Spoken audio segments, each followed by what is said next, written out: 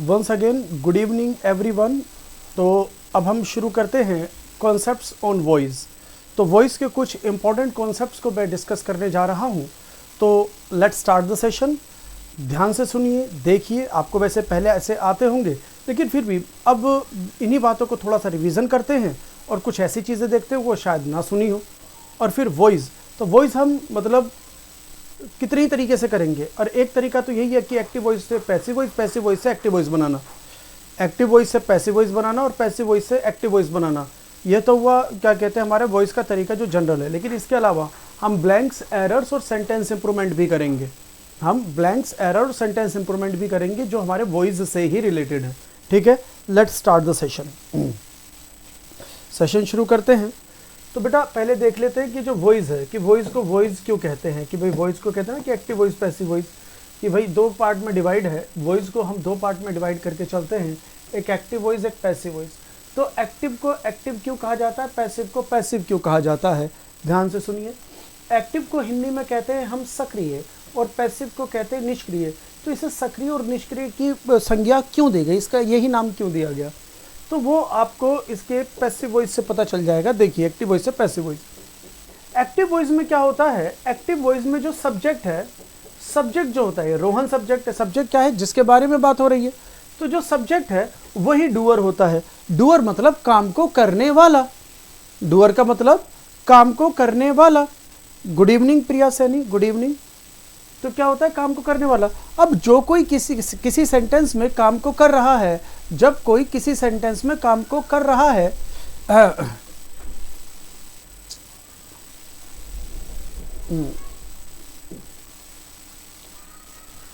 जब कोई किसी सेंटेंस को, ध्यान दें, अभी तुमने पूछा Prem, she still waits for you at the बस।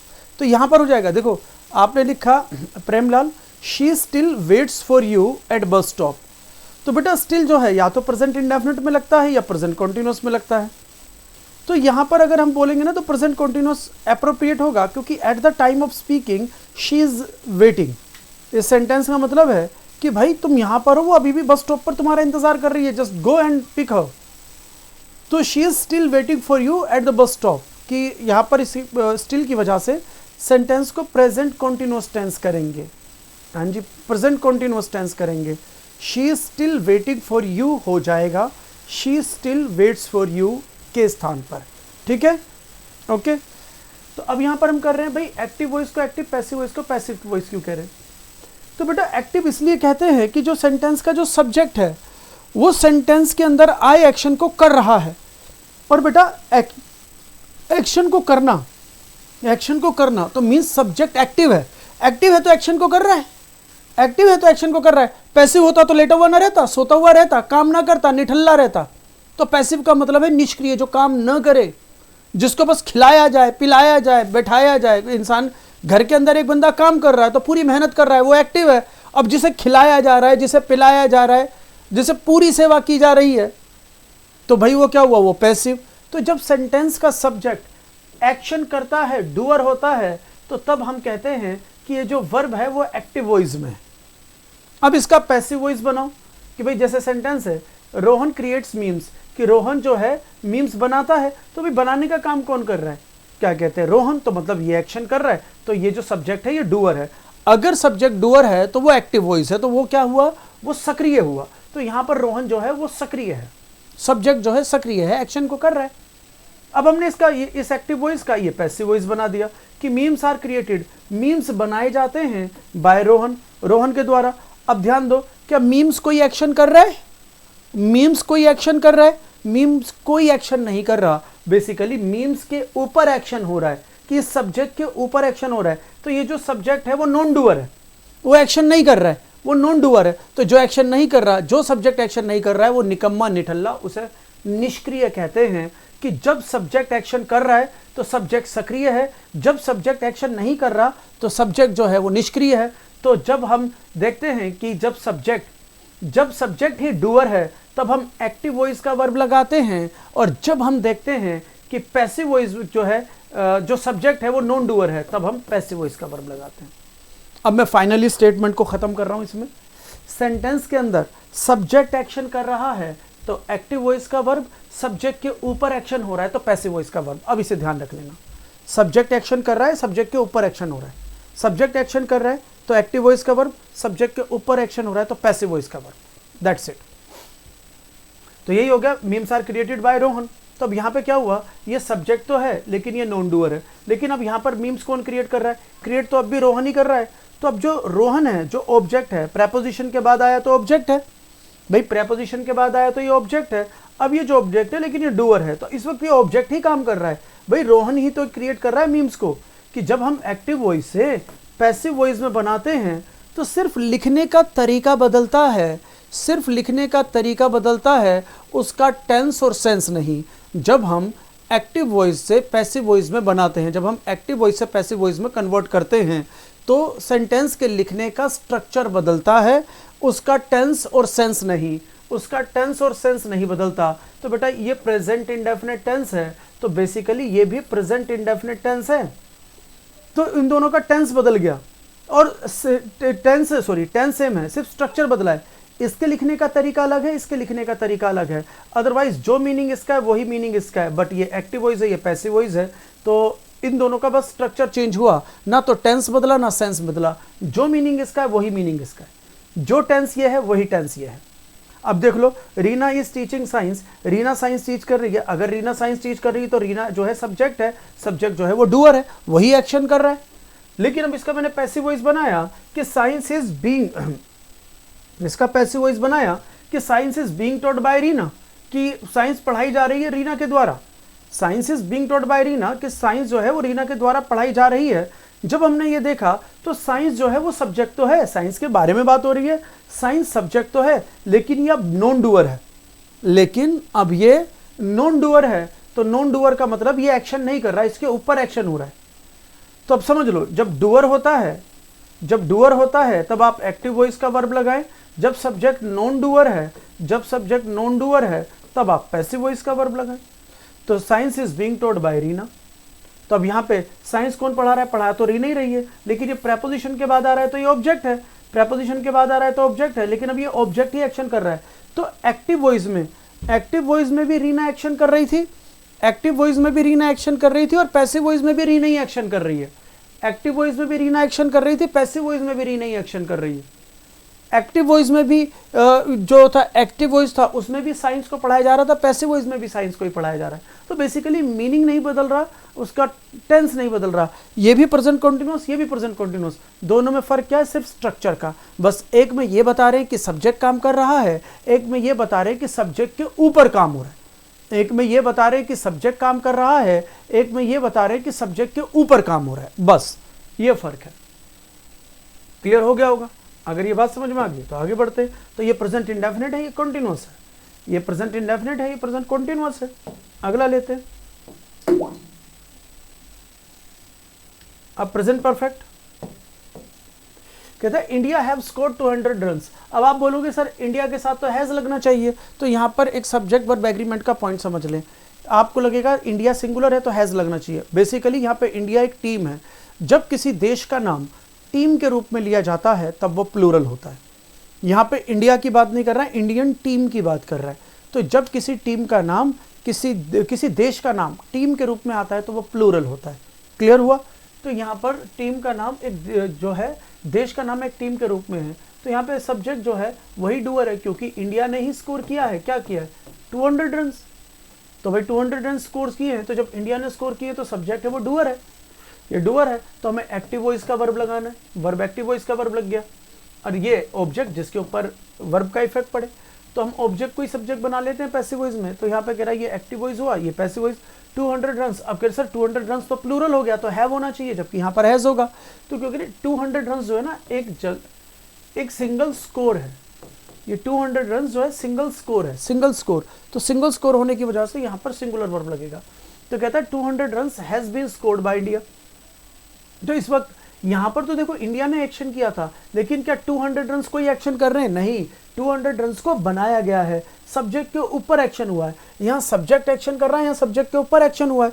जब सेंटेंस में सब्जेक्ट एक्शन करता है तो एक्टिव वॉइस का वर्ब, जब सेंटेंस में सब्जेक्ट के ऊपर एक्शन होता है तो पैसिव वॉइस का वर्ब लगता है। क्लियर हो गया? ये बात समझ में आ गई होगी अब आपको, ठीक है। तो यहाँ पर भी देखो, यहाँ पर स्कोर कौन कर रहा है, इंडिया कर रही है, तो यहाँ पे भी तो इंडिया ही स्कोर कर रही है, बट यहाँ पे इंडिया सब्जेक्ट है, लेकिन बाय के बाद इंडिया आया तो ये ऑब्जेक्ट है, ये डूअर है, ये ऑब्जेक्ट है, लेकिन इस वक्त एक्शन ये जो है इंडिया ही कर रहा है। प्रेपोजिशन के बाद आया तो ये ऑब्जेक्ट है, लेकिन ये भी ऑब्जेक्ट ही एक्शन कर रहा है कि 200 रन जो है वो बनाए गए हैं किसके, बाय इंडिया, इंडिया के द्वारा, तो ये इंडिया ही तो एक्शन कर रहा है, तो ये ऑब्जेक्ट एक्शन कर रहा है इस वक्त, ठीक है। तो ये था कॉन्सेप्ट नंबर 1 कि एक्टिव वॉइस और पैसिव वॉइस होते क्या है। कॉन्सेप्ट नंबर 2 कहता है जो ट्रांजिटिव वर्ब है तो सिर्फ ट्रांजिटिव वर्ब का ही पैसिव वॉइस संभव है, इनट्रांजिटिव वर्ब का पैसिव वॉइस संभव नहीं है। भाई सिर्फ ट्रांजिटिव वर्ब का ही पैसिव वॉइस संभव है, इनट्रांजिटिव वर्ब का पैसिव वॉइस संभव नहीं है।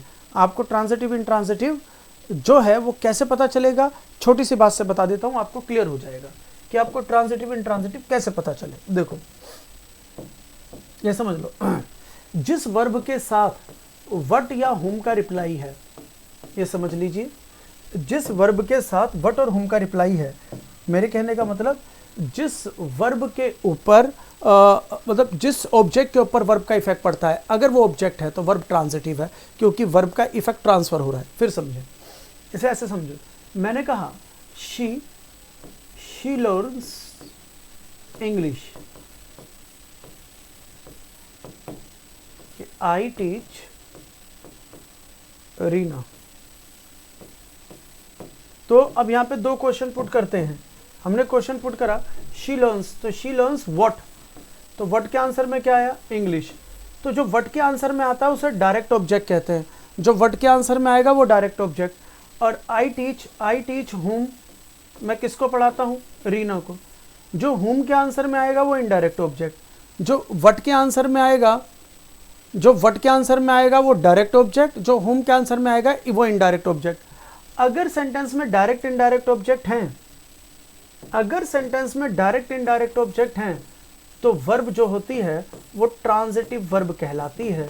वो वर्ब जो है वो वर्ब ट्रांजिटिव वर्ब कहलाती है, अगर वर्ब के साथ डायरेक्ट ऑब्जेक्ट और इनडायरेक्ट ऑब्जेक्ट है। तो समझ लो, अगर वर्ब के साथ डायरेक्ट और इनडायरेक्ट ऑब्जेक्ट है, अगर वर्ब के साथ डायरेक्ट इनडायरेक्ट ऑब्जेक्ट है तो वर्ब ट्रांजिटिव वर्ब होती है, और ट्रांजिटिव वर्ब का पैसिव वॉइस बन जाता है। ट्रांजिटिव मतलब जिस वर्ब का इफेक्ट ट्रांसफर हो रहा है। लर्न क्या किया जा रहा है, इंग्लिश, तो लर्न का इफेक्ट इंग्लिश पर ट्रांसफर हो रहा है। और टीच क्या से किसी चीज किया जा रहा है, रीना को, तो टीच का इफेक्ट रीना पर ट्रांसफर हो रहा है। अब अगर मैं ऐसे कह दूं, अगर मैं ऐसे कह दूं कि birds fly in the sky, मैंने कहा birds fly in the sky. If I write this sentence, now put the question by using what and whom, what and whom. Now put the question by using what and whom. Now get the answer. Now put the question by using what. कि birds fly what, कि birds fly what. आप बोलोगे birds fly what, कि पक्षी क्या उड़ते हैं, but there is no answer.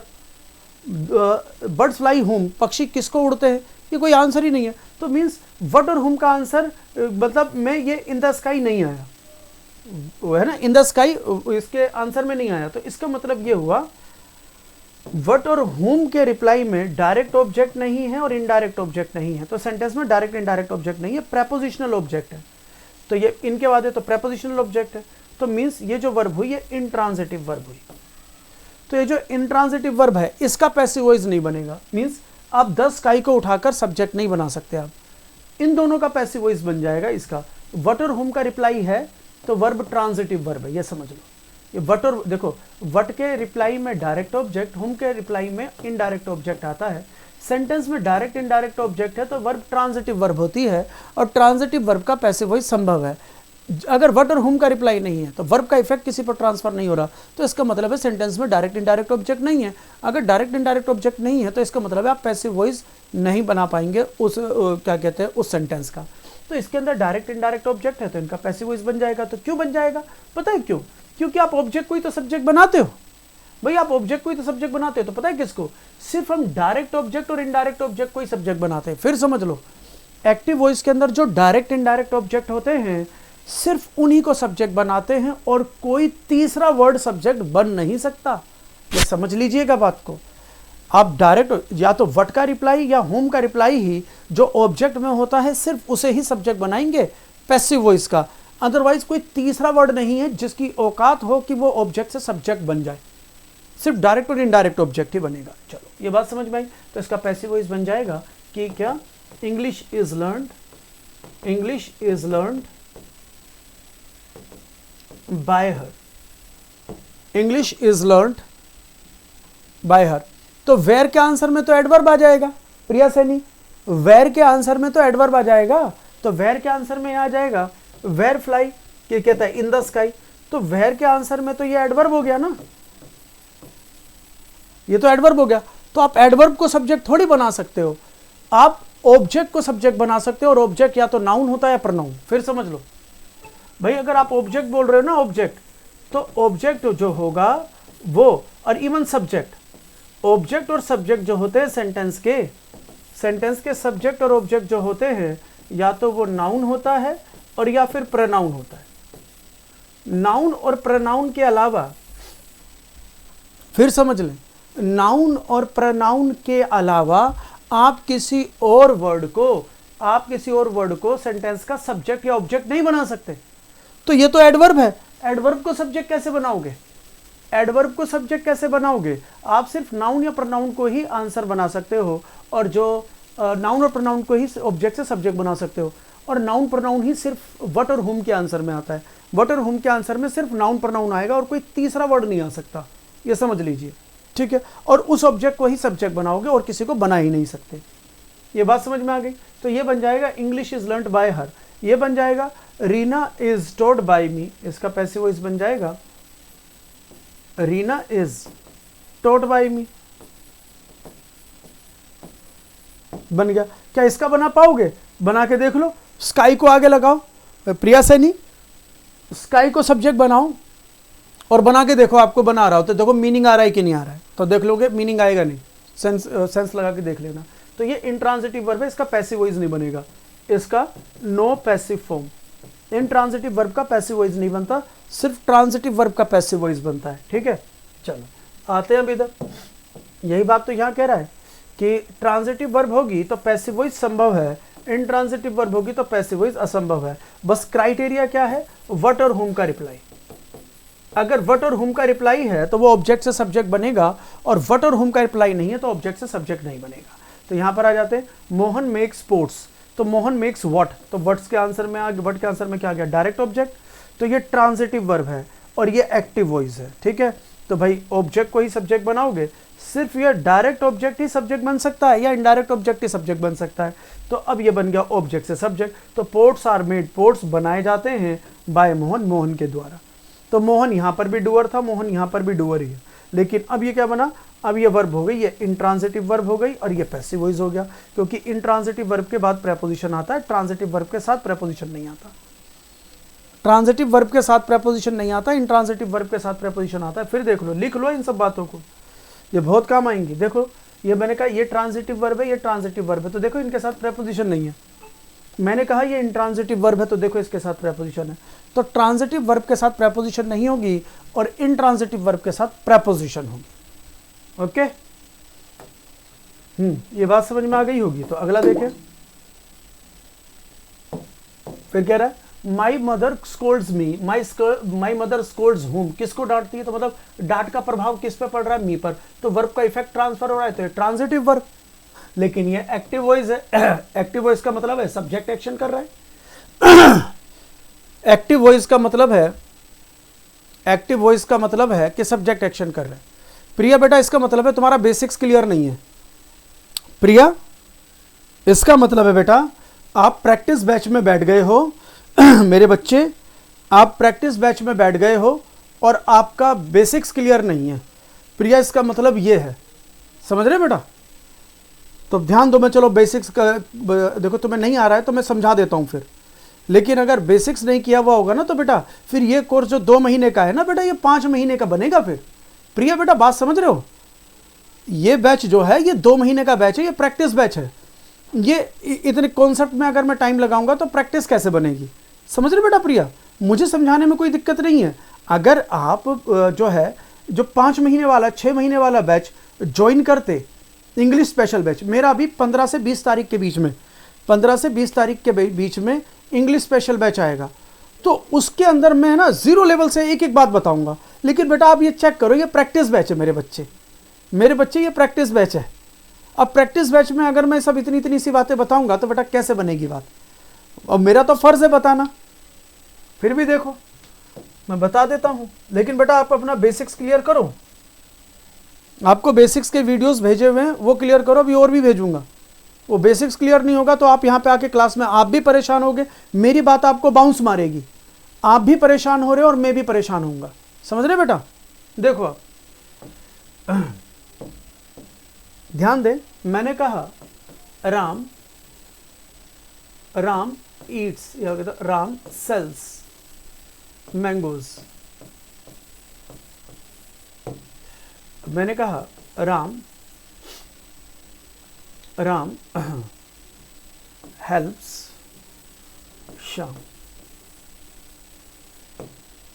ठीक है, अब मैं कहता हूं राम स्टडीज, इसे यहां लिखता हूं, राम स्टडीज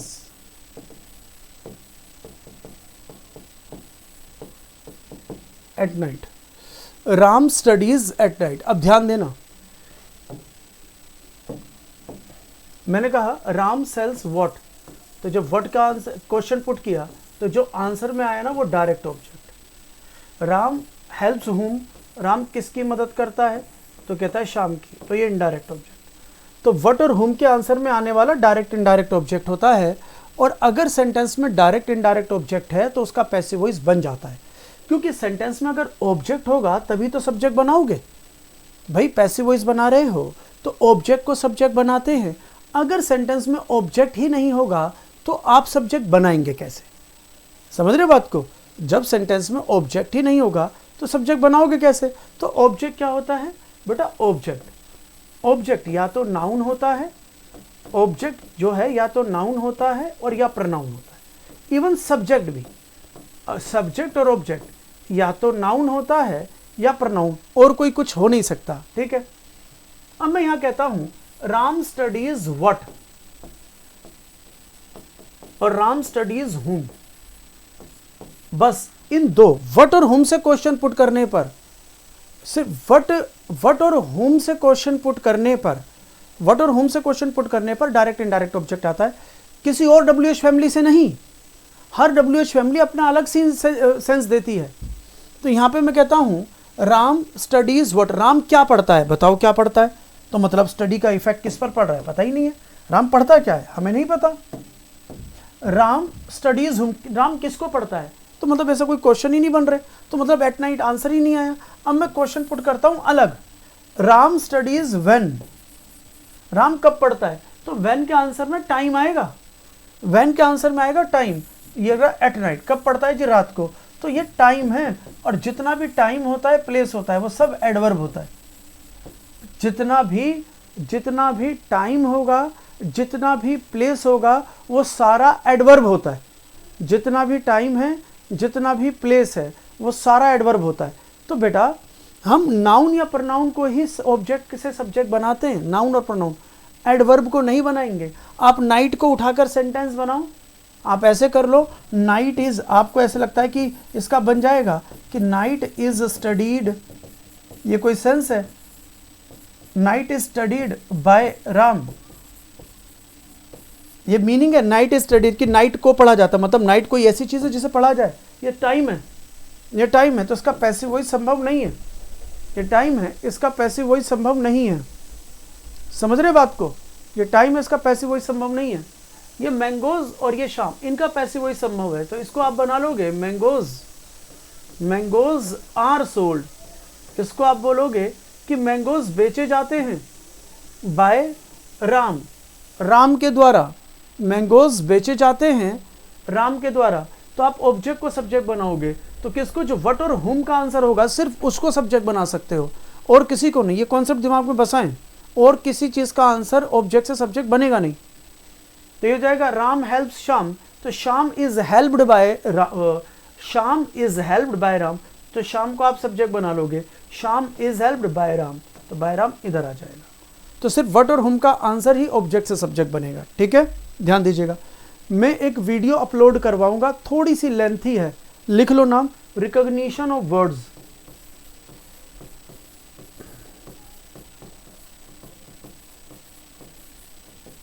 बेटा एक वीडियो है रिकॉग्निशन ऑफ वर्ड्स, ये मैं अपलोड करवाऊंगा आपके बैच में। ये थोड़ी सी लेंथी वीडियो है, इसमें ये बताया जाएगा यही कि noun, pronoun, adjective, verb, adverb, preposition, conjunction, interjection ये होते क्या हैं, इन्हें पहचाने कैसे, और ये सेंटेंस में ये इंग्लिश में क्या रोल प्ले करते हैं। ये बेसिक्स की चीज़ है, बिल्कुल जीरो लेवल। हमें ये नहीं पता कि कोई वर्ड नाउन है तो नाउन का काम क्या है, कोई वर्ड प्रोनाउन है तो प्रोनाउन का काम क्या है। अगर हमें ये नहीं पता तो बेटा आगे की चीज़ है, तभी तो हमें समझ में नहीं आती ये चीज़ें, क्योंकि बेटा हमारा बेसिक्स क्लियर नहीं है। और डेमो में मैंने यही चीज़ क्लियर किया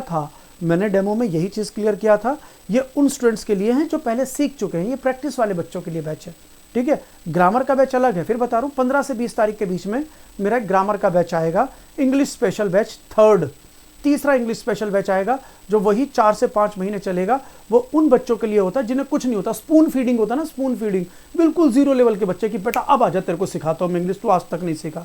लेकिन बेटा जी इसके अंदर थोड़ा सा आपको बेसिक्स क्लियर होना चाहिए ताकि मैं थोड़ी सी एडवांस बातें बता पाऊँ, समझ रहे बेटा।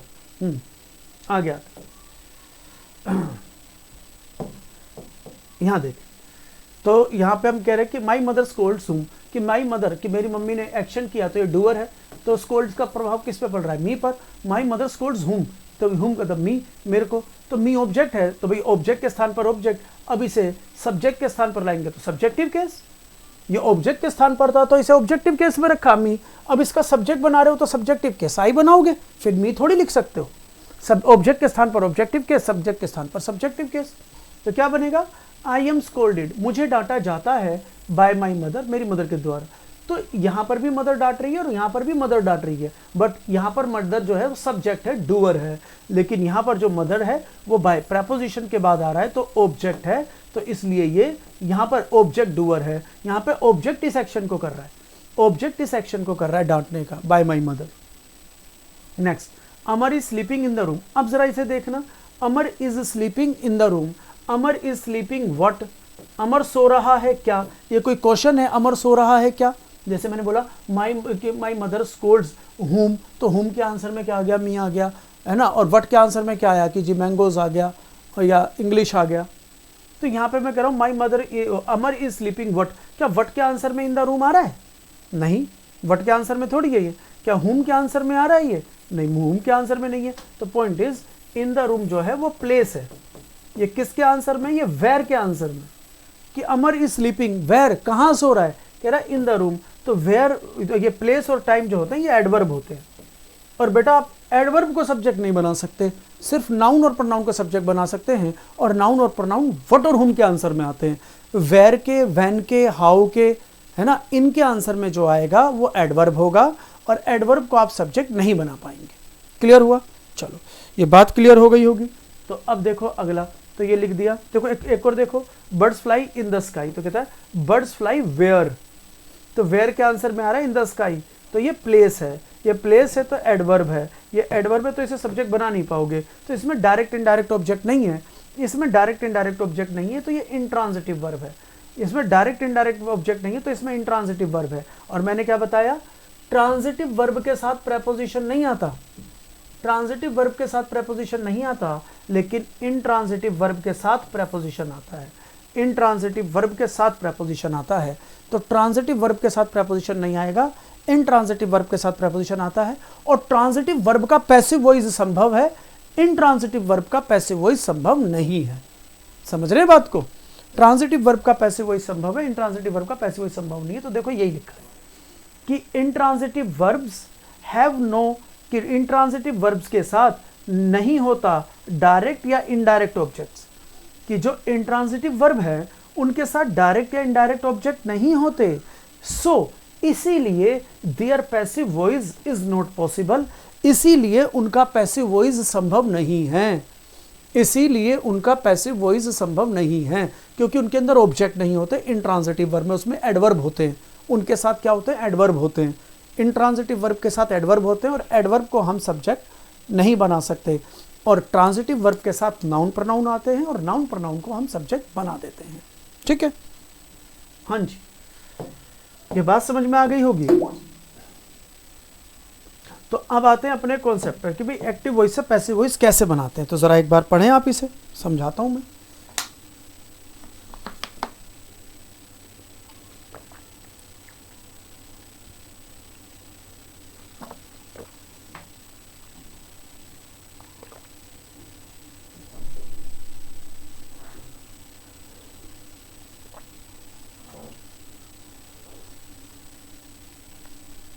देखिए आप,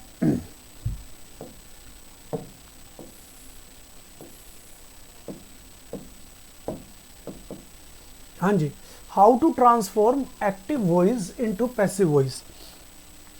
एक्टिव वॉइस को पैसिव वॉइस में कैसे ट्रांसफॉर्म करें, मतलब कैसे बदले, एक्टिव वॉइस से पैसिव वॉइस में कैसे बदलते हैं, बिल्कुल जीरो लेवल से समझा रहा हूँ, ध्यान दीजिएगा।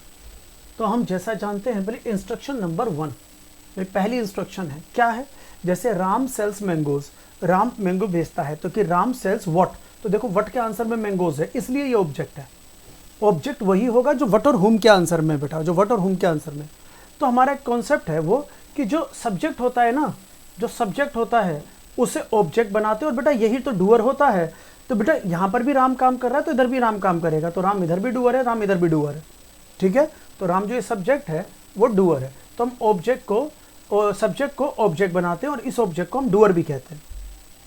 और बेटा ऑब्जेक्ट को सब्जेक्ट बनाएंगे, तो ऑब्जेक्ट को सब्जेक्ट बनाएंगे, तो ये जो ऑब्जेक्ट है वो सब्जेक्ट बनेगा। तो सिर्फ वही ऑब्जेक्ट सब्जेक्ट बन सकता है जो व्हाट या हुम के आंसर में होगा। बेटा जो व्हाट या हुम के आंसर में होगा, सिर्फ वही ऑब्जेक्ट से सब्जेक्ट बनेगा, और किसी को नहीं बनाइएगा, गड़बड़ हो जाएगा, ठीक है, मीनिंग नहीं आएगा। दो चीज। तीसरा, बेटा एक्टिव वॉइस में 5 वर्ब लगती हैं। एक्टिव वॉइस में 5 टाइप की वर्ब लगती हैं, all 5 forms, all 5 forms. Active voice में 5 फॉर्म लगती हैं, जैसे हम बोलते हैं go, went, gone, going, goes, speak, spoke, spoken, speaking, speaks, समझ रहे हैं, learn, learned, learned, learning, learns. तो एक्टिव वॉइस में 5 टाइप की वर्ब्स का इस्तेमाल होता है, लेकिन बेटा पैसिव वॉइस में सिर्फ एक ही वर्ब लगती है, that is V3। Passive voice में सिर्फ वर्ब की 3rd फॉर्म लगती है। बेटा दुनिया का ऐसा कोई सेंटेंस नहीं है जिसे आप कहें कि ये पैसिव वॉइस मैंने बना दिया और उसमें वर्ब की 3rd फॉर्म ना हो, इट इज़ इम्पॉसिबल। अगर आप पैसिव वॉइस बना रहे हैं तो बेटा आपको उसमें वर्ब की 3rd फॉर्म देनी पड़ेगी, वर्ब की 3rd फॉर्म देनी पड़ेगी। तो बेटा ये रहा, एक्टिव वॉइस में कोई भी फॉर्म लगे, पैसिव वॉइस में वो वर्ब की 3rd फॉर्म के रूप में आ जाता है। तो बेटा ऑब्जेक्ट को सब्जेक्ट, सब्जेक्ट को ऑब्जेक्ट, जिसे डूअर कहते हैं, ये बनाते हैं।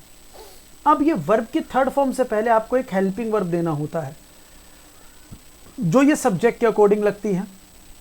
सिंगुलर सब्जेक्ट तो सिंगुलर वर्ब, प्लूरल सब्जेक्ट तो प्लूरल वर्ब। और बेटा ये एक्शन कर रहा है, ये डूअर है, तो इससे पहले बाय लगाना पड़ता, इससे पहले बाय लगाना पड़ेगा कि बाय समवन, की बाय किसके द्वारा ये एक्शन हुआ। तो ये करा, ऑब्जेक्ट को सब्जेक्ट बनाया तो मैंगोज, है ना, ऑब्जेक्ट को सब्जेक्ट बनाया तो मैंगोज। तो बेटा मैंगोज प्लूरल है इसलिए आर लगाया, मैंगो होता तो इज हो जाता, ठीक है, हेल्पिंग वर्ब। अब वर्ब की 3rd फॉर्म, तो भाई पैसिव वॉइस में वर्ब की 3rd फॉर्म लगेगी, सब्जेक्ट लग गया, हेल्पिंग वर्ब लग गई, वर्ब की 3rd फॉर्म बाय किसने किया, कि जी राम ने ये सब्जेक्ट को इधर लिया है, तो बाय राम। तो इसका मीनिंग क्या है, राम जो है बेचता है मैंगो, मीनिंग क्या बना, राम मैंगोज को बेचता है। इसका मीनिंग क्या हुआ, मैंगोज बेचे जाते हैं, इसका मीनिंग हुआ मैंगोज बेचे जाते हैं, आम बेचे जाते हैं बाय राम, राम के द्वारा। कहता है आम बेचे जाते हैं राम के द्वारा, तो राम के द्वारा आम बेचे जाते हैं। ये क्लियर हो गया होगा। अगर ये बात क्लियर हो गई है तो एक चीज़ और देख लो, समझ में आ गया बेटा भैया, कि हम क्या करते हैं, फिर बता देता हूँ, कि हम सब्जेक्ट को ऑब्जेक्ट बनाते हैं, ऑब्जेक्ट को सब्जेक्ट, वर्ब की हमेशा 3rd फॉर्म, सब्जेक्ट को देखते हुए हेल्पिंग वर्ब, और बेटा ऑब्जेक्ट से पहले बाय का इस्तेमाल होता है इस। अब ये कहता है ये जो सब्जेक्ट, ये जो सब्जेक्ट है, जो सब्जेक्ट बनाए मैंगोज, ये कंपलसरी है। अगर सब्जेक्ट ही नहीं होगा तो सेंटेंस का निर्माण ही नहीं है। इस दुनिया का ऐसा कोई सेंटेंस नहीं जिसमें सब्जेक्ट हो तो वर्ब ना हो, वर्ब हो तो सब्जेक्ट ना हो। तो यहाँ पे सब्जेक्ट कंपलसरी है। तो बेटा एक छोटी सी चीज़, सब्जेक्ट कंपलसरी है तो ये सब्जेक्ट आता कहाँ से, बेटा ये सब्जेक्ट कहाँ से आता है, इस ऑब्जेक्ट से। अगर ये ऑब्जेक्ट ही नहीं होगा तो आप सब्जेक्ट बनाओगे नहीं, सब्जेक्ट बनाओगे नहीं तो पैसिव वॉइस बनेगा नहीं। तो बेटा ऑब्जेक्ट कब नहीं होता, जब इंट्रांजिटिव वर्ब होती है।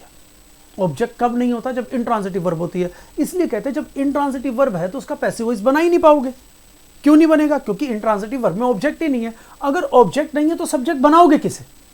और अगर सब्जेक्ट नहीं मिलेगा तो भैया जी सब्जेक्ट कंपलसरी है पैसिव वॉइस में, किसी भी सेंटेंस में। बात पैसिव वॉइस की नहीं, किसी भी सेंटेंस में सब्जेक्ट कंपलसरी है, बस पैसिव वॉइस में ऑब्जेक्ट से सब्जेक्ट चाहिए होता है। तो अब यहाँ पे क्या कहता है कि भाई सब्जेक्ट तो कंपलसरी होता है, ये सब्जेक्ट। दूसरा कहता है ये हेल्पिंग वर्ब कहाँ से आती है? According to time. भाई ये प्रेजेंट है, सेल्स है, भाई सेल्स प्रेजेंट है ना, ये प्रेजेंट है तो हमने आर लगाया। अगर यहाँ सेल्स ना होकर यहाँ सोल्ड होता, समझना, अगर यहाँ सोल्ड होता तो यहाँ वर हो जाता कि राम सोल्ड मैंगोज, राम ने आम को बेचा था, तो क्या हो जाएगा? राम ने आम बेचे थे, तो मतलब मैंगोज वर सोल्ड, कि आम बेचे गए थे बाय राम। तो अगर इधर टाइम पास्ट होता तो इधर भी पास्ट हो जाता। तो बेटा हेल्पिंग वर्ब टाइम के अकॉर्डिंग, तो यहाँ पर अभी क्या है? अभी यहाँ पर हमारी प्रेजेंट की वर्ब है, अभी यहाँ पे सेल्स प्रेजेंट है, अभी एक्टिव वॉइस प्रेजेंट है, तो इसलिए हमने आर लगाया। वर्ब की थर्ड फॉर्म ये V3 इन पैसिव वॉइस, जैसा मैंने बताया कि भैया जी एक्टिव वॉइस में तो पांचों फॉर्म लगेंगी, एक्टिव वॉइस में वर्ब की 5 फॉर्म, लेकिन पैसिव वॉइस में लेकिन पैसिव वॉइस में जो लगेगी सिर्फ वर्ब की थर्ड फॉर्म लगेगी, पैसिव वॉइस में सिर्फ वर्ब की third form. By plus doer ये ऑप्शनल, बेटा समटाइम्स सेंटेंस में ये नहीं होते, समटाइम्स सेंटेंस में ये नहीं होते। जैसे हम एक ऐसे बोल देते हैं सेंटेंस, हम ऐसे बोल देते हैं आई एम इंटरेस्टेड, तो हमने बाय प्लस डूअर लगाया ही नहीं कि मैं इंटरेस्टेड हूं, तो भाई सब्जेक्ट, भाई सब्जेक्ट के अकॉर्डिंग वर्ब और V3 आई एम इंटरेस्टेड, तो हम कह देते हैं दिल्ली इज पोल्यूटेड, भाई दिल्ली में पोल्यूशन है, Delhi is polluted, by plus doer है ही नहीं। मुंबई इज क्राउडेड,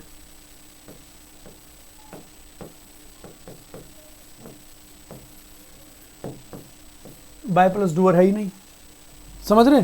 तो कई बार सेंटेंस में बाय प्लस डूअर नहीं होता, तो जो बाय प्लस डूअर नहीं होता तो ये जो होता है हमारा ऑप्शनल होता है। ये जो होता है हमारा ऑप्शनल होता है, जरूरत के अकॉर्डिंग लग भी सकता है, नहीं भी, वो धीरे धीरे समझ में आ जाएगा, आगे चलेंगे समझ में आएगा। ये समझ में आ गई होंगी इंस्ट्रक्शन, ये इंस्ट्रक्शन समझ में आ गई हैं। तो बेटा कॉन्सेप्ट नंबर 2 कि भाई एक आइडियल स्ट्रक्चर अब क्या निकल कर आया, देखो अभी पीछे जो हमने किया वो आइडियल स्ट्रक्चर क्या था, देख लो क्या था? Subject helping verb V3 by plus object plus doer, तो ये स्ट्रक्चर निकल के आ गया। इस स्ट्रक्चर को हमने क्या करा? इस स्ट्रक्चर को हमने यहां पर लिख दिया। तो हमने जो यहां पर इजेमार लिखा, तो इजेमार जो है बी की फॉर्म होती है, समझ लो बी की जो फॉर्म होती है, बी की जो फॉर्म होती है वो इजेमार, इजेमार, वाजवर, बीन, बींग और बी, ये सारी बी की फॉर्म है, समझ लो ये सारी बी की फॉर्म है। तो पैसिव वॉइस एक आइडियल स्ट्रक्चर आया कि पैसिव वॉइस में V3 चाहिए, लेकिन V3 से पहले बी का फॉर्म भी होना चाहिए, तभी पैसिव वॉइस बनेगा, ये कंपलसरी है।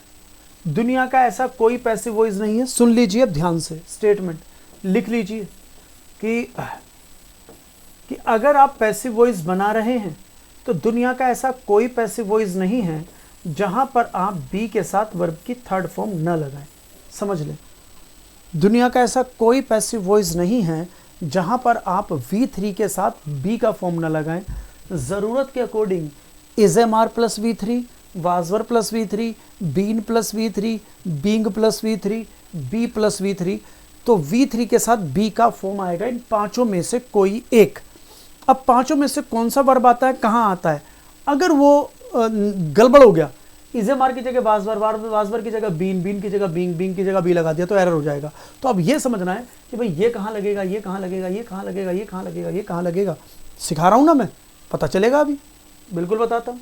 तो एक आइडियल स्ट्रक्चर निकल कर आ गया हमारे सामने। क्या स्ट्रक्चर निकल कर आया कि ये अफर्मेटिव सेंटेंस का, कि पहले आप सब्जेक्ट, तो सब्जेक्ट कहाँ से? ऑब्जेक्ट का सब्जेक्ट, फिर बी की फॉर्म इजेमार वाजवर लगाएंगे टेंस के अकॉर्डिंग, फिर वर्ब की थर्ड फॉर्म, तो ये दोनों कंपलसरी होते हैं पैसिव वॉइस के लिए, फिर बाय प्लस डूअर, जो इसने एक्शन किया उससे पहले बाय लगा, तो ये कहाँ से आता है? ऑब्जेक्ट का सब्जेक्ट। तो ये आइडियल स्ट्रक्चर हो गया, इसे पकड़ते हैं। तो हमने कहा, देखो मैंने कहा सेंटेंस में बी प्लस V3 जो है कंपलसरी है, ये जो होता है ये ऑप्शनल है, ये ऑप्शनल है कि ये आ भी सकता है सेंटेंस में और ये नहीं भी। ये सेंटेंस में आ भी सकता है और ये सेंटेंस में नहीं भी आ सकता, तो ये ऑप्शनल है। बाय प्लस डूअर ऑप्शनल है। जैसे English is taught here, English यहाँ पढ़ाई जाती है, इंग्लिश के बाद बी प्लस V3, तो यहाँ बाय प्लस डूअर नहीं लिखा, तो मीनिंग तो आ गया कि English is taught here, English यहाँ पढ़ाई जाती है। क्या कहता है? English is taught here, English यहाँ पर पढ़ाई जाती है। क्लियर हो रहा है बेटा? ठीक है, इंग्लिश यहाँ पढ़ाई जाती है, तो इसका पूरा मीनिंग क्लियर। अब कौन पढ़ाता है वो लिखा ही नहीं है, बाय प्लस डूअर लिखने की जरूरत ही नहीं है। जैसे अब ये तो ये प्रेजेंट इंडेफिनिट हुआ, ये समझ लो, ये प्रेजेंट इंडेफिनिट टेंस है, तो इसमें क्या आया? तो इसमें देखो, इसमें भी बी प्लस V3 है ना। तो English is being taught here, तो ये क्या है? प्रेजेंट कॉन्टिन्यूअस टेंस है। ये क्या है? ये प्रेजेंट कॉन्टिन्यूअस टेंस है। English is being taught here, English यहाँ पढ़ाई जा रही है। English is being taught here, English यहाँ पढ़ाई जा रही है, तो कह रहा अगर इंग्लिश यहाँ पढ़ाई जा रही है तो प्रेजेंट कॉन्टिन्यूअस टेंस। तो देख लो, इसके अंदर भी बी प्लस V3, तो इसके अंदर भी बी का फॉर्म आया बीइंग, इसके अंदर भी बी का फॉर्म आया, दैट इज बीइंग, तो बीइंग प्लस V3, समझ रहे? बी प्लस V3 कोई भी फॉर्म आए, मैंने बताया ना, चाहे इज एम आर, चाहे वाजवर, चाहे बीन, चाहे बीइंग, चाहे बी, कोई भी आए, आएगा जरूर। तो ये मैं बताऊंगा कि कैसे आएगा, लेकिन मैं ये बता रहा हूँ कि देखो आया हुआ है तो इनको क्या समझना है। तो पैसिव वॉइस है तो बी प्लस V3, बी की फॉर्म और V3, ये आएगा ही आएगा। English has been taught here, तो भैया जी बीन प्लस V3, तो ये बी प्लस V3 इसमें भी आया। बस ये इंडेफिनिट है तो इसमें इज एम आर लगा, ये कॉन्टिन्यूस है तो कॉन्टिन्यूस में ING लगता है, इसलिए यहाँ पे बीइंग लगा। और ये प्रेजेंट परफेक्ट टेंस है, बेटा प्रेजेंट परफेक्ट में V3 लगता है, तो बेटा ये V3 तो लगा पैसिव वॉइस की वजह से, क्योंकि पैसिव वॉइस को V3 चाहिए। और बेटा ये जो V3 लगा, ये जो लगा बीन, कि परफेक्ट के अंदर वर्ब की थर्ड फॉर्म चाहिए होती है, इसलिए बीन लगा, तो बी प्लस V3 कंपल्सरी हो गया। English has been taught here, ये इसके अंदर देखो किसी में भी बाय प्लस डूअर नहीं है, बाय प्लस डूअर नहीं है। क्लियर हो गया कि पैसिव वॉइस बना रहे हो तो आपको बी प्लस V3 देना पड़ेगा। तो देखो English should be taught here, तो इसके अंदर भी मॉडल आया, तो English should be taught here, English यहाँ पढ़ाई जानी चाहिए, तो ये बी है और ये V3 है, be plus V3। English should be taught here, English यहाँ पर पढ़ाया जाना चाहिए। तो यहाँ क्या कहता है? इज एम आर के साथ V3, वाजवर के साथ V3, बीइंग के साथ V3, बीन के साथ V3 और बी के साथ V3। तो मतलब इनके साथ आपको V3 चाहिए। बाकी मैं जनरली बता दूं तो ये होता है प्रेजेंट इंडेफिनिट, तो is am are plus V3, आगे भी आएगा भी समझ लो। वाजवर आ जाएगा तो ये हो जाएगा past indefinite, वाजवर plus V3, being, तो बीइंग लगाओगे तो ये कॉन्टिन्यूअस बनेगा, बीइंग प्रेजेंट कॉन्टिन्यूअस या पास्ट कॉन्टिन्यूअस। बीन लगाओगे तो ये परफेक्ट बनेगा, प्रेजेंट परफेक्ट या पास्ट परफेक्ट। और बी लगाओगे तो मॉडल, तो मॉडल के बाद आपको बी लगाना पड़ेगा, मॉडल प्लस बी। ये जनरल पॉइंट देख लो। ये आगे देखो बात बता रहा हूं, the passive voice of tense, कहता है कि the passive voice of tense, tense का पैसिव वॉइस, तो लेकिन कौन से? प्रेजेंट और पास्ट टेंस का, फ्यूचर की बात नहीं कर रहा, फ्यूचर टेंस की बात नहीं कर रहा है अभी हम टेंस का पैसिव वॉइस सीख रहे हैं, लेकिन सिर्फ प्रेजेंट टेंस और पास्ट टेंस का पैसिव वॉइस। अभी हम फ्यूचर टेंस का पैसिव वॉइस नहीं सीख रहे हैं, प्रेजेंट का और पास्ट का पैसिव वॉइस सीख रहे हैं, हम फ्यूचर का पैसिव वॉइस अभी नहीं सीख रहे हैं। तो बेटा एक्टिव वॉइस में क्या वर्ब लगेगी? देख लो, इंडेफिनिट होगा, प्रेजेंट इंडेफिनिट और पास्ट इंडेफिनिट के एक्टिव वॉइस में क्या वर्ब लगती है? तो बेटा V1 V5 प्रेजेंट इंडेफिनिट में, V2 पास्ट इंडेफिनिट में। और अगर कॉन्टिन्यूअस की बात करें, प्रेजेंट कॉन्टिन्यूअस या पास्ट कॉन्टिन्यूअस में V4, बेटा V4 होता है जहां वर्ब की फर्स्ट फॉर्म के साथ ING लगता है। V4 क्या होता है? जहां वर्ब की फर्स्ट फॉर्म के साथ ING लगता है, और परफेक्ट वर्ब की थर्ड फॉर्म। तो ये तो एक्टिव वॉइस हुआ, ये तो एक्टिव वॉइस हुआ। तो इनको किस में चेंज करते हैं? तो बता देता हूं बेटा, समझ लो। इनको जब भी आएंगे, इनको चेंज करोगे आप बी प्लस V3 में। देख लो, इनको चेंज करोगे आप बी प्लस V3, मतलब is am are plus V3, was were plus V3। देखिएगा, is am are plus V3, was were plus V3, present indefinite past indefinite को। कॉन्टिन्यूअस होगा, V4 होगा, तो जब भी V4 नजर आएगा, मतलब ING फॉर्म नजर आएगी, तो उसे आप बीइंग प्लस V3 में चेंज कीजिएगा, उसे आप बीइंग प्लस V3 में चेंज कीजिएगा। अगर प्रेजेंट कॉन्टिन्यूअस है तो यहाँ इज एम आर लगा देना, पास्ट कॉन्टिन्यूअस है तो यहाँ वाजवर लगा देना। समझ रहे हैं? यहाँ पर ये कॉन्टिन्यूअस बन जाएगा, बीइंग प्लस V3। और अगर परफेक्ट की बात करें, परफेक्ट V3, तो परफेक्ट की बात करें V3 आए तो इसे हम चेंज करते हैं बीन प्लस V3, इसे किस में चेंज करते हैं, बीन प्लस V3 में। तो अगर प्रेजेंट है तो यहाँ हैज़ लगा देना, अगर पास्ट है तो यहाँ हैड लगा देना। ये अपने आप में परफेक्ट है, ये अपने आप में इंडेफिनिट है, ये अपने आप में कंटिन्यूअस है, ये अपने आप में परफेक्ट है। तो ये एक्टिव वॉइस की वर्ब, ये पैसिव वॉइस की वर्ब। ये लिख भी देता हूँ मैं, लिख भी दिया और लिखा हुआ भी है, ये आ गई। तो देख लो, इंडेफिनिट में पैसिव वॉइस के जब भी प्रेजेंट इंडेफिनिट पास्ट इंडेफिनिट आएगा तो बी प्लस V3। प्रेजेंट के लिए आप इज एम आर लगाना और पास्ट के लिए वाज वर, ये is am are was were be की ही फॉर्म होती हैं। अब कंटिन्यूअस आएगा, जब भी आपको V4 आएगा, जब भी V4 नजर आए तो आप बीइंग प्लस V3 में चेंज कीजिएगा। और प्रेजेंट है तो इज एम आर, पास्ट है तो वाज वर, तो ये बन जाएगा प्रेजेंट कंटिन्यूअस, ये पास्ट कंटिन्यूअस। और अगर वर्ब की थर्ड फॉर्म नजर आए तो उसे आप बीन प्लस V3 में चेंज कीजिएगा, तो ये अपने आप में परफेक्ट है, इसकी और इसकी वैल्यू सेम है, ये अपने आप में परफेक्ट है।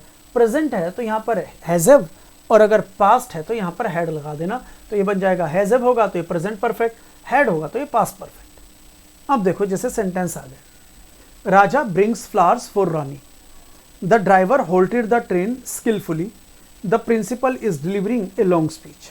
तो बेटा इनके आंसर्स मैं आपको कल बताऊंगा, लेकिन आप इनकी पहले प्रैक्टिस करेंगे, इनकी आप पहले प्रैक्टिस करेंगे। आंसर्स, वैसे आंसर्स मैंने इसमें दिए हुए हैं, ये आपको PDF मिल जाएगा, लेकिन आप पहले इनकी प्रैक्टिस करेंगे, ठीक है बेटा। क्योंकि मैंने बता दिया इंडेफिनिट में ये आपको कॉन्सेप्ट लगाना है, कॉन्टिन्यूस में ये, परफेक्ट में ये, तो ये इंडेफिनिट है भाई, ये इंडेफिनिट है, और ये हमारा ये भी इंडेफिनिट है, पास्ट इंडेफिनिट, ये कॉन्टिन्यूस है। तो चेक करके लगाना, पहले आप बनाना फिर मैं बताऊंगा। तो ये भी हमारा कॉन्टिन्यूअस है, ये हमारा ये परफेक्ट चल रहा है, ये हमारा प्रेजेंट परफेक्ट, ये पास्ट परफेक्ट। तो एक बार आप कोशिश करना, क्योंकि आंसर्स तो मैं दे ही दूंगा, लेकिन अगर आप करेंगे फिर ज़्यादा मज़ा आएगा कि एक बार आप उसको सोल्व करेंगे फिर मैं समझाऊंगा। क्लियर हुआ? ठीक है, ये देख लें। इसका आंसर मैं कल दे दूंगा। तो देखो वैसे आंसर्स ये लिखे सभी के आंसर्स भी दे रखे हैं मैंने। हम वो डिस्कस करेंगे जहां आप फंस जाएंगे, हम वो डिस्कस करेंगे जहां आपको लगता है कि सर जी ये नहीं आया समझ में, ये मुझे बता देना। देखो सभी के आंसर्स मैंने दे दिए, ठीक है।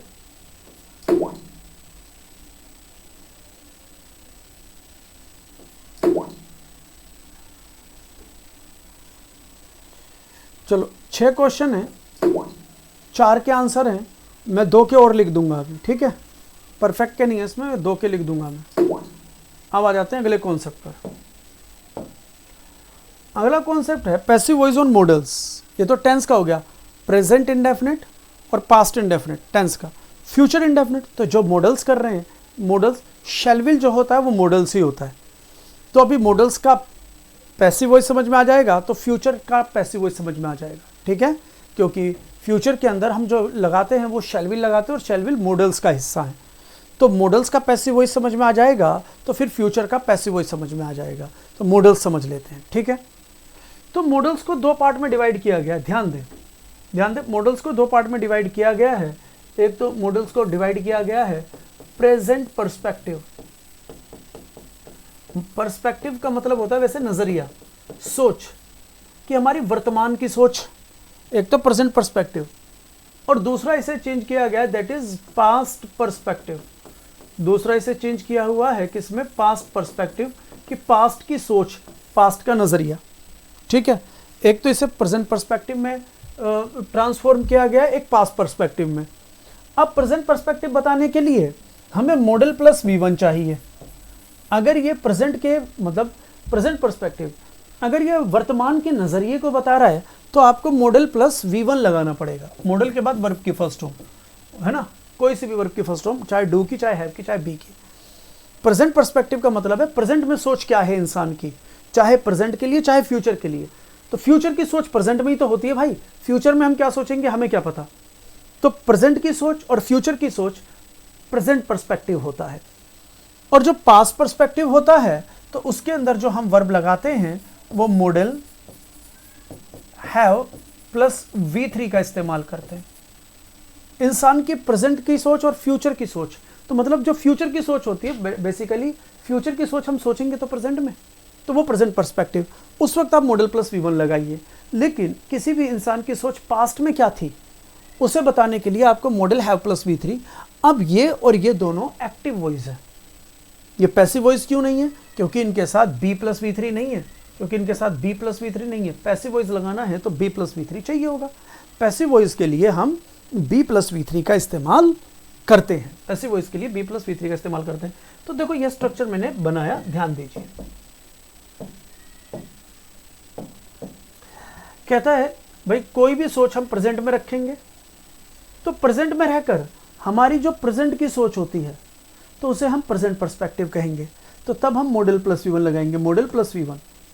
लेकिन फ्यूचर की जो हमारी सोच होती है वो बेसिकली होती तो प्रेजेंट की सोच है। भाई बात समझे, मैं आज कहता हूँ फॉर एग्जाम्पल के तौर पर आज सैटरडे है और कल संडे है, मैं कहता हूँ कल फिल्म देखने जाऊंगा, तो ये मेरी आज की तो सोच है, जब मैं कल फिल्म देखने जाऊंगा ये मेरी आज की सोच है। हो सकता है कल जब संडे आए तो मेरा प्लान बदल जाए, हो सकता है मेरा प्लान बदल जाए। तो मीन्स मैं जो कह रहा हूं मैं कल फिल्म देखने जाऊंगा, तो सेंटेंस जो मैंने फ्यूचर का बोला, तो मेरी ये सेंटेंस का जो मैंने सेंटेंस जो फ्यूचर का बोला इसमें सोच तो आज की है।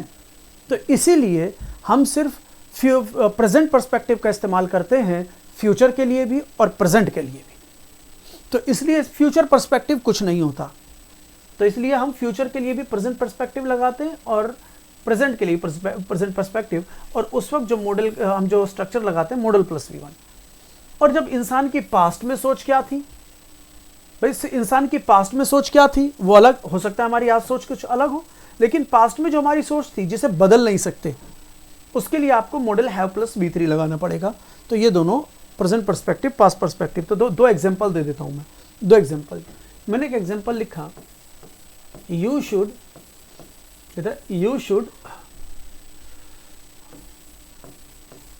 Learn English.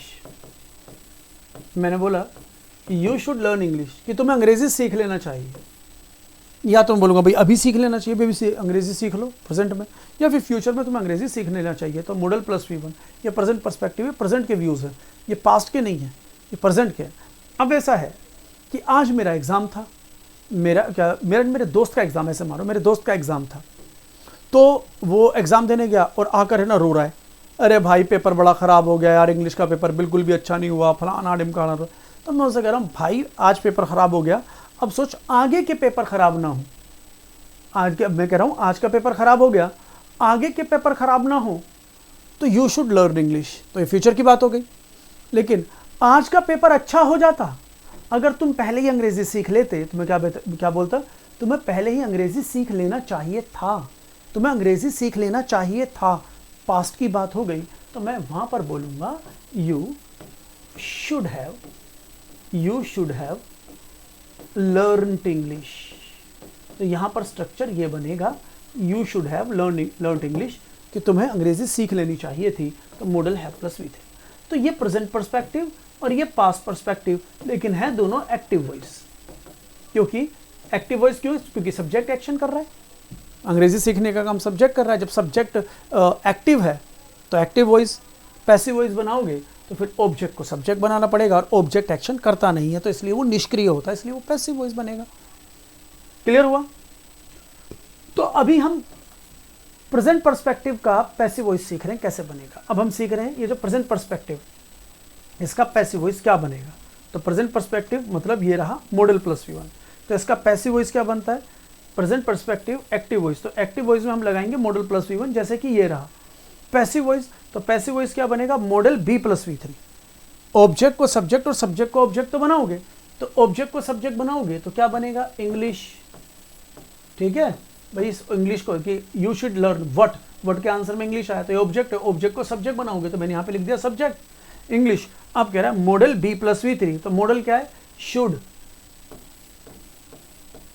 और पैसिव वॉइस बनाना है तो बेटा दुनिया का ऐसा कोई पैसिव वॉइस नहीं है जहां पर B प्लस V3 ना है। तो इंग्लिश शुड बी लर्नड, क्योंकि पैसिव वॉइस बनाने के लिए आपको B प्लस V3 लिखना पड़ेगा। पैसिव वॉइस बनाने के लिए आपको B प्लस V3 लिखना पड़ेगा। इंग्लिश शुड बी लर्न, तो ये बन गया पैसिव वॉइस। तो English should be learn, English सीखा जाना चाहिए था। तो सीखता कौन भैया जी, यू, बाय प्लस डूअर। तो कि English should be learn by you, तुम्हारे द्वारा। English should be learn by you, कि इंग्लिश सीखा जाना चाहिए बाय यू, तुम्हारे द्वारा। तो ये है हमारा प्रेजेंट पर्सपेक्टिव का पैसिव वॉइस। तो देखो इस कुछ एग्जांपल्स हैं यहां पर, ये आगे प्रेजेंट पर्सपेक्टिव की प्रैक्टिस तरीका मैंने बता दिया। तो ये कह रहा है मॉडल प्लस V1, तो आपको क्या करना है, ऑब्जेक्ट को सब्जेक्ट बनाना है, मे बी यूज्ड हो जाएगा, ठीक है। तो ये रहा model plus V1, model plus V1, model plus V1 और फ्यूचर इंडेफिनिट। देखो ये आ गया future indefinite model plus V1। तो इनका पैसिव वॉइस वैसे ही बन जाएगा जैसा भी मैंने सिखाया। क्लियर हो गया। अब इनकी प्रैक्टिस आप करना, इनकी प्रैक्टिस आप करना और आंसर्स ये रहे पांचों के, ठीक है। आंसर्स मैच कर लेना, पांचों के आंसर्स ये रहे। कहीं दिक्कत है वो मैं समझाऊंगा, कहीं दिक्कत है वो मैं समझाऊंगा, ठीक है। अब आ जाते हैं पास्ट पर्सपेक्टिव पर, अब आ जाते हैं पास्ट पर्सपेक्टिव पर। तो पास्ट पर्सपेक्टिव तो भैया active voice model have plus V3 और पैसिव वॉइस बनाना है। तो देखो मॉडल हैव और V3 जो ये है वही तो ये है, बस इन दोनों में डिफरेंस किसका है, बीन का। डिफरेंस किसका, बीन का, क्योंकि पैसिव वॉइस बनाओगे बेटा, पैसिव वॉइस बनाना है तो B प्लस V3 तो देना पड़ेगा हर कीमत पर। तो V3 से पहले B का फॉर्म बीन आ गया और हैव के बाद V3 आता है, इसलिए हमने B की थर्ड फॉर्म बीन रखी। वैसे भी ध्यान रखो, मैंने आपको बताया जब भी V4 आएगा, V4 मतलब ING फॉर्म, जब भी ING फॉर्म देखोगे उसका passive voice being plus V3 से बनेगा, set it in your mind. और जब कभी भी V3 आएगा उसका passive voice being plus V3 से बनेगा, ये माइंड में सेट कर लीजिए। तो बस यही बात था, यहां पर भी यही बात था भाई। ये अगर एक्टिव वॉइस है, ये एक्टिव वॉइस है, इसका पैसिव वॉइस बनाना है, तो एक्टिव वॉइस के अंदर V3 आ गया, कह रहा है एक्टिव वॉइस में V3 आएगा, पैसिव वॉइस में उसे बीन प्लस V3 कर देना। तो ये हमारा V3 आया तो पैसिव वॉइस में बीन प्लस V3। बाकी वो सारी चीजें, वो सारी की सारी चीजें एज इट इज हैं, ऑब्जेक्ट को सब्जेक्ट और सब्जेक्ट को ऑब्जेक्ट बनाना, तो सब एज इट इज है। तो हम यही करते हैं, you should have spoken the truth to me, कि यू शुड हैव स्पोकन, तो यहाँ पे कह रहा है यू शुड हैव स्पोकन। तो यहाँ पर B प्लस V3 नहीं है, तो ये एक्टिव वॉइस है कि you should have spoken the truth to me, कि तुम्हें मुझसे सच बोलना चाहिए था, मतलब पास्ट में, तो मुझे पास्ट में तुम्हें मुझसे सच बोलना चाहिए था। तो you should have spoken the truth to me, तुम्हें मुझसे सच बोलना चाहिए था। तो you should have spoken what, क्या बोलना चाहिए था, कह रहा द ट्रूथ, तो द ट्रूथ को उठाकर सब्जेक्ट बना लो जो वट और हुम के आंसर में, फिर बाकी वही आ जाएगा। Model have been plus V3, तो model have been plus V3, तो the truth should have been spoken, सच बोला जाना चाहिए था, सच बोला जाना चाहिए था टू मी, मुझसे, बाय यू, तुम्हारे द्वारा। क्लियर हुआ कि नहीं, समझ में आ रहा है कि नहीं, ये क्लियर हो गया होगा। अब मैं आपको एक बात और बता दूं छोटी सी, ध्यान दो। एक सीक्वेंस है बेटा, एक सीक्वेंस दिमाग में रखें, एक सीक्वेंस बता रहा हूं पैसिव वॉइस में, उसे ध्यान में रखिएगा। देखो जब आप V3 लगाते हैं तो हमने जनरली क्या किया है, V3 के बाद बाय प्लस डूअर, तो वो गलत नहीं है, V3 के बाद बाय प्लस डूअर। लेकिन अब मैं कुछ चीज़ें बता रहा हूं, क्योंकि सेंटेंस जब लंबा हो जाता है तो चीज़ों की सीक्वेंस ज़रूरी है। सेंटेंस लंबा हो जाता है तो चीज़ों की सीक्वेंस ज़रूरी है। एक छोटी सी बात, सीक्वेंस की कितनी बड़ी वैल्यू है इससे समझ लो। She is good a girl, sequence का कितना ज़्यादा वैल्यू है वो इस सेंटेंस से समझ लीजिए कि she is good a girl. आप सभी जानते हैं कि गलत है और इसके अंदर हमें ए को उठाकर यहाँ रखना है। तो क्योंकि एक सीक्वेंस है कि पहले डिटरमिनर आएगा, फिर एडजेक्टिव आएगा और फिर नाउन आता है, ये सीक्वेंस है, पहले डिटरमिनर फिर एडजेक्टिव फिर नाउन। तो आर्टिकल जो होता है वो डिटरमिनर ही होते हैं, जितने भी आर्टिकल्स होते हैं वो सारे डिटरमिनर्स होते हैं। तो हमारा सीक्वेंस क्या बनता है कि पहले डिटरमिनर फिर एडजेक्टिव फिर नाउन, तो आपको आर्टिकल को उठा के पहले और एडजेक्टिव को बाद में, गुड को। तो ये सीक्वेंस अगर बिगड़ेगी ना बेटा तो भी दिक्कत होगी, सीक्वेंस समझना जरूरी है। तो मैं सीक्वेंस बता रहा हूँ, ध्यान दीजिए। तो कहता है जब भी आप V3 लगाते हैं, देख लीजिए, जब भी आप V3 लगाते हैं तो V3 के बाद आपको रिमेनिंग पार्ट देना पड़ता है। रिमेनिंग पार्ट, RP क्या है, रिमेनिंग पार्ट, शेष भाग, बाकी बचा हुआ हिस्सा। अब बाकी बचा हुआ हिस्सा क्या होता है, जो तीन चीजों से बच जाए, एक वेयर से, प्लेस से, एक व्हेन से, टाइम से, एक वाई से, एक रीजन से, समझ ली। तो V3 के बाद RP और इस RP रिमेनिंग पार्ट, और उसके बाद बाय प्लस डूअर, इसके बाद बाय प्लस डूअर।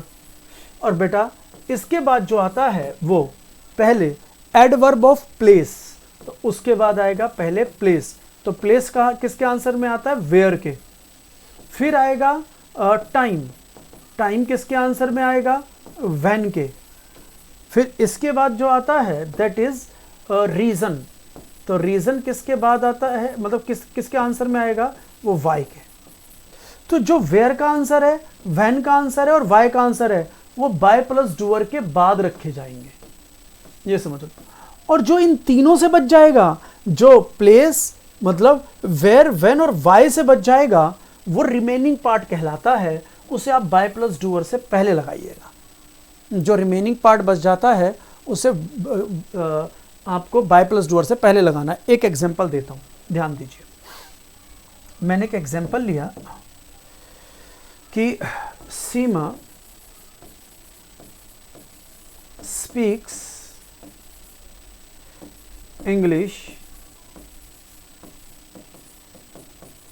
फ्लुएंटली,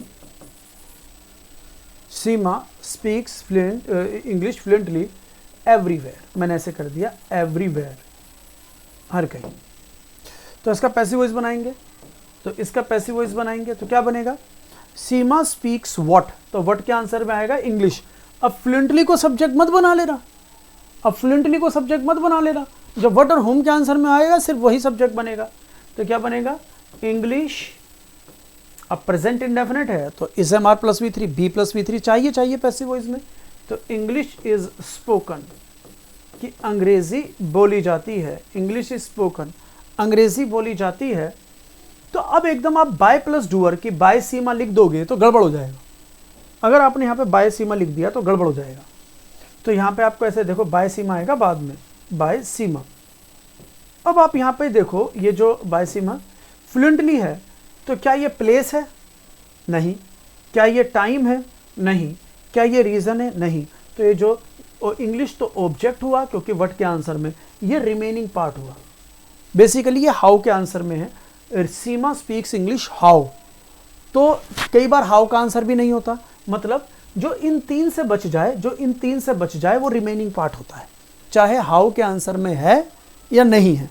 जो इन तीन से बच जाएगा, प्लेस, टाइम और रीजन, वो रिमेनिंग पार्ट होगा, शेष भाग। उसे बाय प्लस डूअर से पहले लगाइएगा। तो English is spoken fluently, English is spoken fluently, कि इंग्लिश फ्लुएंटली बोली जाती है बाय सीमा। अगर आपने ऐसे कर दिया English is spoken by Seema fluently, तो गड़बड़ हो जाएगी, एरर हो जाएगा। अब क्या बताया? अब क्या कहता है? एवरीवेयर। तो ये क्या होता है? एवरीवेयर। एवरीवेयर मतलब प्लेस, तो आप इसको लास्ट में लगाएंगे, एवरीवेयर। तो क्या क्या चीज लास्ट में आएंगे? ये प्लेस, ये टाइम और ये रीजन। तो ये सीक्वेंस नहीं भूलना, जो भी पैसिव वॉइस बनाइएगा ये सीक्वेंस नहीं भूलिएगा, लिख सकते हैं और जब रिकॉर्डेड देखोगे तब लिख लेना। अभी समझ लो अच्छी तरह। क्लियर हुआ? ये समझ में आ गई होगी बात। तो आते हैं इधर। तो यही बात यहां पर थी बेटा जी। क्या कहता है?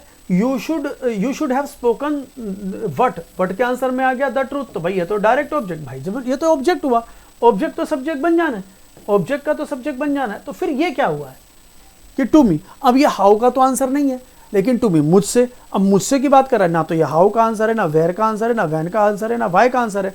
What does it mean? It means ये रिमेनिंग पार्ट है, इट मीन्स ये रिमेनिंग पार्ट है। और जो चीज रिमेनिंग पार्ट होती है ना, तो वो बाय प्लस डूअर से पहले आती है। Remaining part by plus doer से और V3 के बाद। यही बात बता रहा हूं, ये रिमेनिंग पार्ट जो है, रिमेनिंग पार्ट जो है V3 के बाद और बाय प्लस डूअर से पहले। यही बात मैंने यहां समझाई है कि ये जो रिमेनिंग पार्ट है V3 के बाद और बाय प्लस डूअर से पहले, और बाकी जो बचे लास्ट में। ओके, ठीक है। तो इसलिए बाय यू से पहले आएगा टू मी। अब ऐसे नहीं कर देना the truth should have been spoken by you to me, गलत हो जाएगा, टू मी बाय यू ही होगा। ओके, चलो आगे बढ़ते हैं। अब ये रहे हमारे इसकी प्रैक्टिस, ये रही हमारी इसकी प्रैक्टिस। चेक कर लीजिए, ये रही प्रैक्टिस, ये आपको करना है। तो देखो मॉडल हैव प्लस V3, ये पास्ट पर्सपेक्टिव का मॉडल हैव प्लस V3।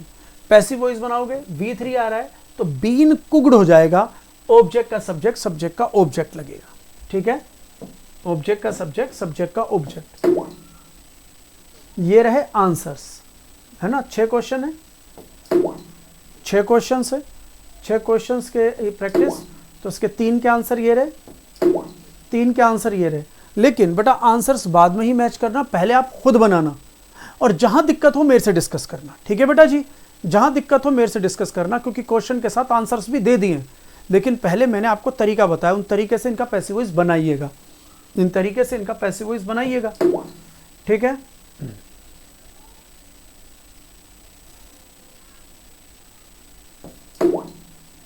अब देखो इनका पैसिव वॉइस नहीं बनता, ध्यान दे, प्रेजेंट परफेक्ट कंटीन्यूअस टेंस, बेटा इनका पैसिव वॉइस नहीं बनता। अब तो फ्यूचर का मैंने बता ही दिया, और फ्यूचर परफेक्ट का भी हो गया, क्योंकि फ्यूचर परफेक्ट जो होता है वो शैल, विल, हैव प्लस V3, मतलब वो पास्ट पर्सपेक्टिव के पॉइंट ऑफ व्यू से बन जाएगा।